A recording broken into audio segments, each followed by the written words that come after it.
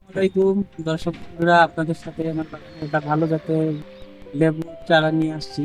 তো লেবু গাছ আপনারা বিভিন্ন প্রজাতির লেবু গাছের নাম জেনে থাকেন, তবে আমার কাছে চায়না থ্রি লেবুটাই সব থেকে সেরা মনে হয়। এই লেবুটাতে পর্যাপ্ত পরিমাণে রস হয়।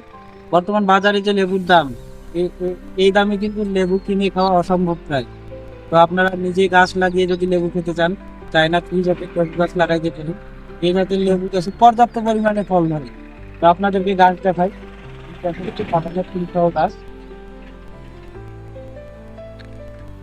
প্রত্যেকটা গাছের ডগায় মুকুল দিয়ে ভরে গেছে। গাছের উচ্চতা কত? 1 ফিট প্রায়, 1 থেকে 1.5 ফিট, 1-1.5 ফিট গাছের গুটি কলম গাছে দেখেন প্রত্যেকটা গাছের ডগায় ডগায় মুকুল দিয়ে ভরে গেছে। তো আপনারা 1 থেকে 1.5 বছরের ভিতরে এক একটা গাছ থেকে 1.5 থেকে 2 মণ পর্যন্ত পাওয়া সম্ভব।